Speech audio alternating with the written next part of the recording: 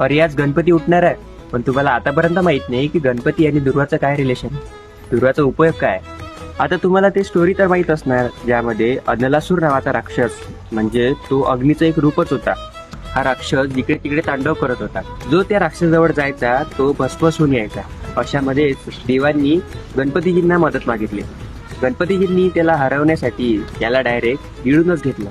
आता हा अग्निरूपी राक्षस गिळल्यामुळं त्यांच्या पोटामध्ये जळजळ होऊ लागली. मग हे बघून आचार्य काश्यपांनी, काही ऋषीमुनींनी त्यांना 21 दुर्वा खायला दिले. ह्या 21 दुर्वा खाल्ल्यामुळं त्यांच्या पोटातली जळजळ पूर्णतः नष्ट झाली आणि तेव्हापासून गणपती प्रसन्न झाले आणि त्यांना दुर्वा वाहतात. तसंच जशी गणपतीची जळजळ कमी केली, त्याचप्रमाणे आपल्या पोटातील जळजळ, दाह सुद्धा हा दुर्वा कमी करतो. दुर्व्याचा रस हा कुष्ठामध्ये, रक्तपित्तामध्ये, अरुचीमध्ये, कोणत्याही प्रकारच्या दाहामध्ये यूज केला जातो. उन्हाळ्यामध्ये अनेकांचे नाक फुटतात. अशा कंडिशनमध्ये दुर्व्याच्या स्वरसचा नस्य केल्या जाते, त्यामुळे लवकरच रक्त जाणं थांबते. असा हा बहुउपयोगी दुर्वा. तुम्हाला माहित होतं का? नक्की कमेंटमध्ये सांगा.